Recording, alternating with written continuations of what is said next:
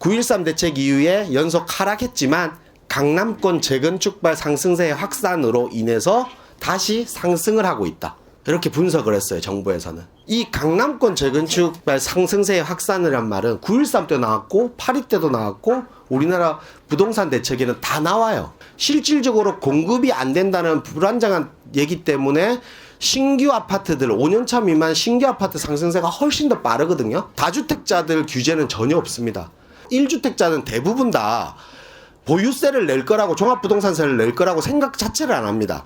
그러면 그 보유세 인상이 다주택자를 잡는 것이 아니라 결국 1주택자, 실수요자들을 잡는 보유세 인상에 불과한 거예요. 직접적으로 타격을 받고 피해를 보는 사람들은 정부가 얘기하는 누가 얘기인지를 몰라요. 그 똘똘한 한 채라는 얘기. 그 얘기만 믿고 따라간 사람들이 가장 지금 타격이 큰 겁니다. 저도 마찬가지예요. 그럼 떨어졌으면 해요. 저는 무조건 올랐으면 하는 생각을 가진 게 아닙니다. 좀 조정을 받고 떨어질 수 있게 만들어줘야 되는데 그게 안 된다는 게 저는 안타까운 겁니다.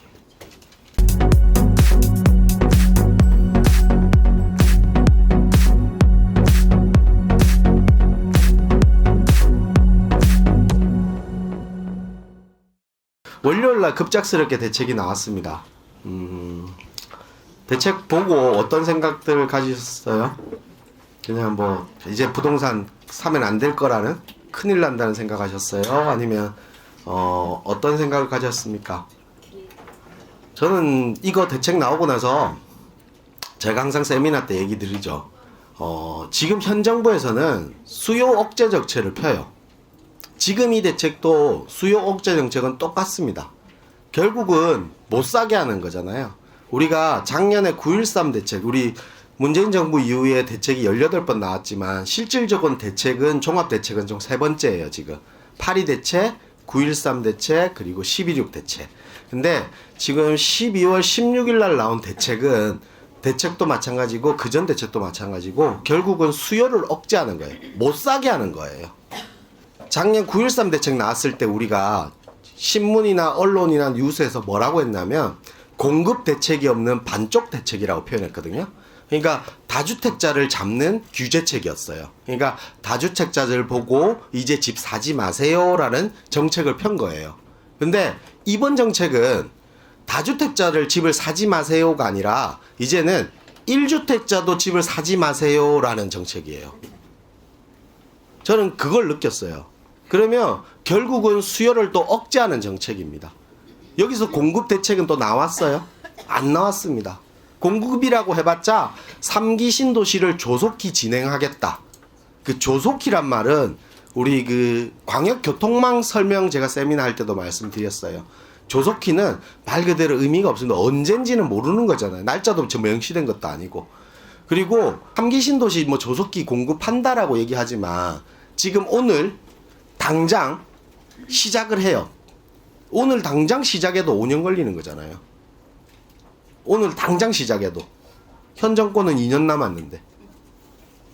그러니까 결국은 공급에 대한 대책 없이 수요만 억제하는 정책인데 왜 1세대 1주택 이 1가구 1주택, 그러니까 무주택자들이나 아니면 실수요자들, 그리고 갈아타기를 하려는 사람들을 규제하냐면 최근에 부동산 시장 흐름을 보면 다주택자가 집을 사서 오르는 게 아니라 무주택자들이 지금 집을 못 사면 평생 가질 수 없겠다, 집을. 심리가 작용을 해서 집을 사고 있잖아요. 이제 그거를 못하게 하려고 하는 겁니다. 뒷북행정이죠. 터지고 나서 하는 거잖아요. 터지고 나서.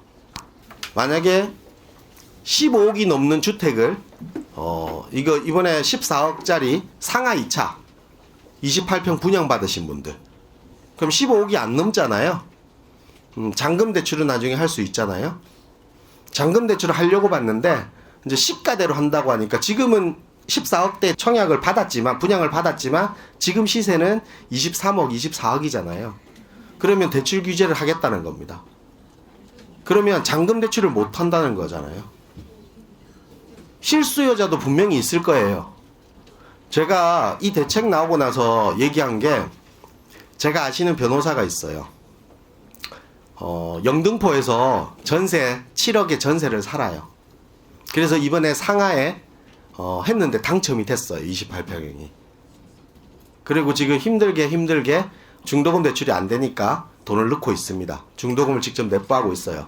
잔금 때는 입주 잔금 때 잔금을 해야 되니까 그거는 다출을 좀 활용하려고. 또 직업이 변호사니까 대출의 한도가 좀 될 거 아니에요? 그렇게 생각했는데 이번 대책이 나오면 잔금을 못 해요. 돈이 다 있어야 한다는 겁니다. 이게 문제가 되는 내용들이에요. 실수요자들이잖아요. 그리고 힘들게 청약을 해서 당첨이 됐어요. 근데 당첨을 포기해야 되는 상황입니다, 지금. 그냥 지금 나와 있는 현 상황을만 보고 그 상황에 그냥 수요를 억제하면 무조건 되겠지라고 아마 생각한 것 같아요. 그래서 대책을 오늘 하나하나 보면서 제 생각을 조금 더 얘기를 한번 해볼까 해요. 또 막 사진 찍고 안 하셔도 돼요. 제가 쉽게 설명을 드릴 겁니다. 인터넷이나 뉴스를 보면 대부분 다 규제에 대해서 얘기를 하지 이 규제책이 왜 나왔는지에 대한 설명을 앞부분에 있는데 잘 안 해줘요. 그래서 제가 왜 이 부동산 종합대책이 발표되게 됐는지 내용을 한번 봤어요. 올해 전국 주택 가격은 전반적인 안정하였지만 9.13 대책 이후에 연속 하락했지만 강남권 재건축발 상승세의 확산으로 인해서 다시 상승을 하고 있다. 이렇게 분석을 했어요, 정부에서는. 근데 이 강남권 재건축발 상승세의 확산이란 말은 9.13 때 나왔고 8.2 때도 나왔고 우리나라 부동산 대책에는 다 나와요. 이게 그냥 부동산 시장의 투기의 그 하나의 이름인가 봐요. 똑같아요, 내용은.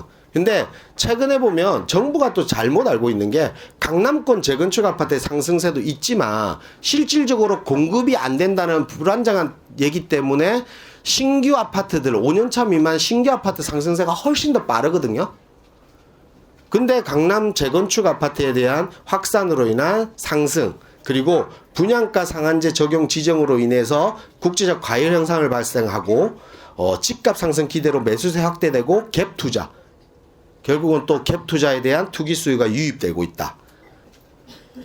다주택자들 규제는 전혀 없습니다. 이 보유세 인상에 대한 다주택자의 부담이 있다라고 하지만 보유세 인상에는 실질적으로 1주택자들한테 보유세가 있는 거지. 우리 생각해보세요. 다주택자들은 6억 이상이면 보유세를 냅니다, 원래.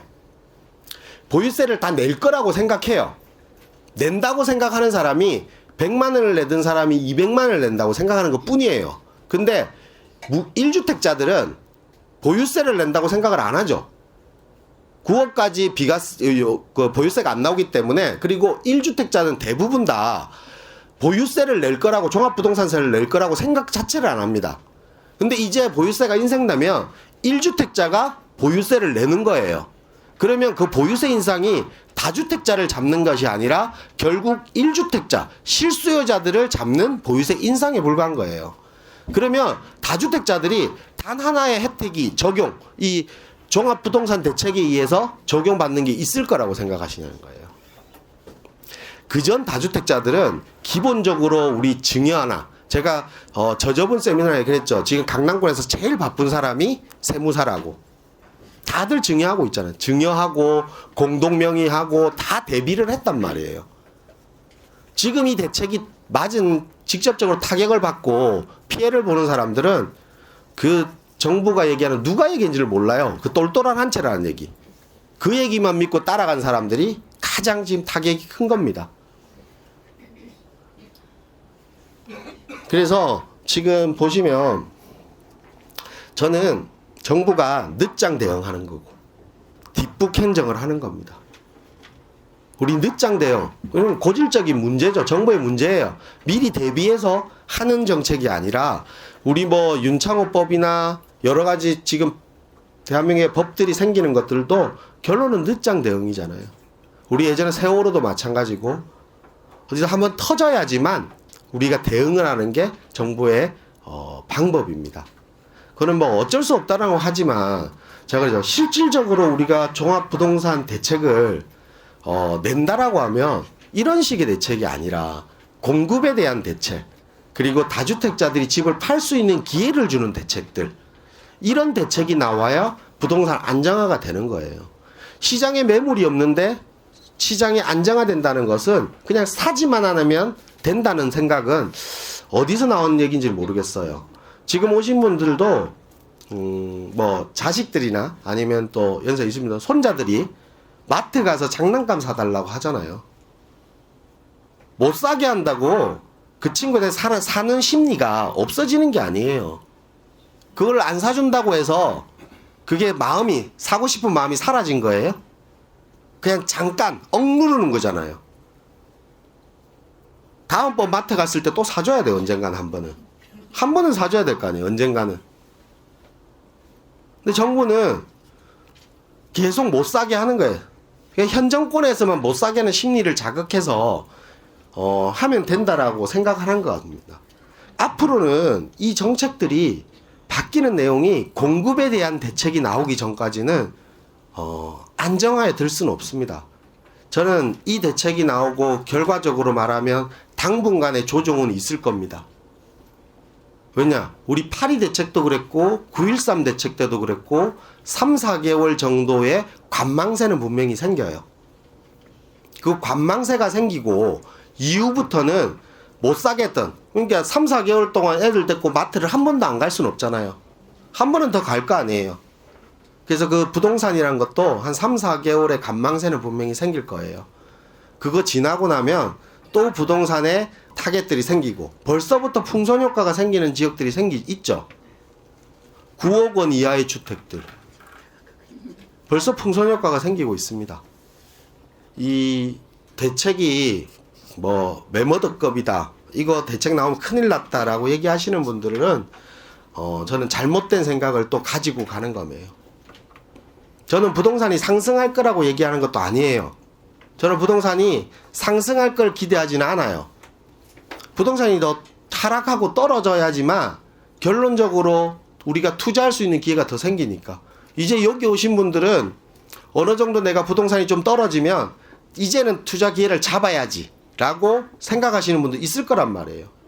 저도 마찬가지예요. 그럼 떨어졌으면 해요. 저는 무조건 올랐으면 하는 생각을 가진 게 아닙니다. 좀 조정을 받고 떨어질 수 있게 만들어줘야 되는데 그게 안 된다는 게 저는 안타까운 겁니다. 근데 표정들 보니까 떨어져도 다시 살 분이 몇 분 안 계시네. 돈 벌 분이 몇 분 안 계세요 지금 보니까. 떨어지면 지금 상황에서는 조정을 받으면 우리가 지금이라도 좀 움직여야 되는 시장이에요. 근데 그 조정도 받기도 힘들다는 겁니다. 이렇게 정책들이 나온다는 것은.